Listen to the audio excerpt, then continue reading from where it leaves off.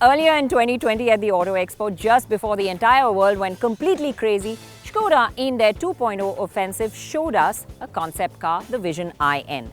This is a car that they're making in India for India.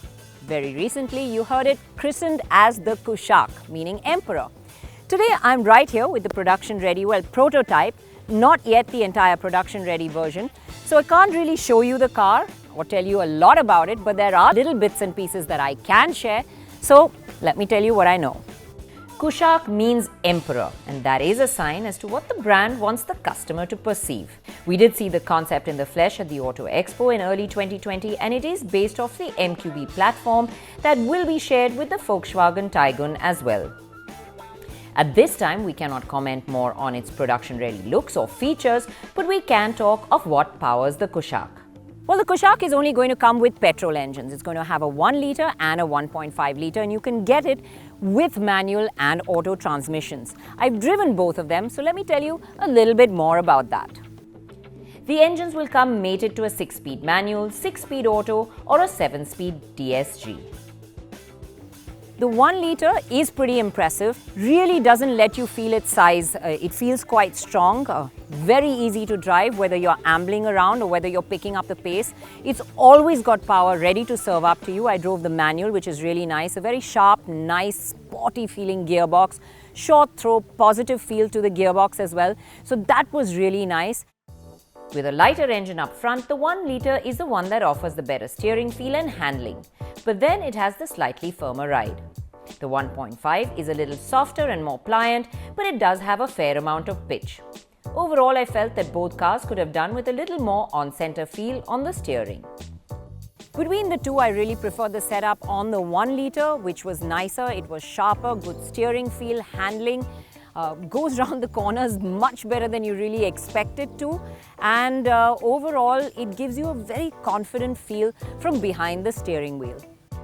On the performance front, here's what I thought of the 1.5 TSI engine with the 7-speed DSG.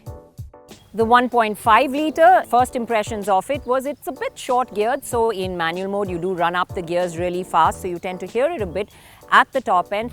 But the DSG gearbox, that is one of the best I have driven ever.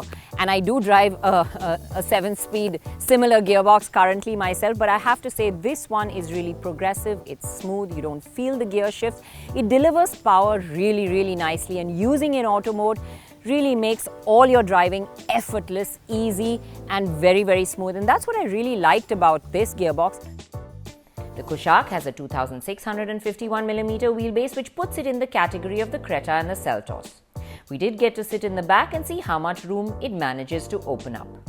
It is pretty spacious. Unfortunately, I don't have the visuals to show you because I'm not allowed to at this point, but I have tested that back seat and I can say that it has ample legroom even for tall people back there. While there is ample leg and headroom, it is a bit narrow, and the contouring on the seats makes it best for 2 people at the back. However, the central tunnel is quite flat, so there is legroom for the 3rd passenger. Skoda will be taking into consideration all the feedback, and the final production version will be improved, is what they've said. You can expect good pricing, with Skoda launching with 92% localization, which they aim to take up to 95%.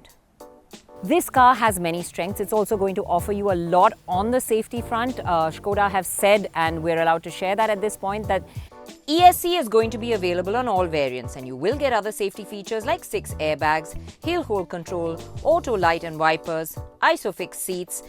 So yes, Skoda are letting you know that safety is high on their list. Yes, Skoda are putting their best foot forward.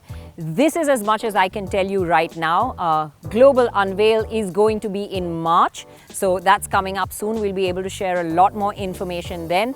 And of course, mid this year, you should see the car on the road.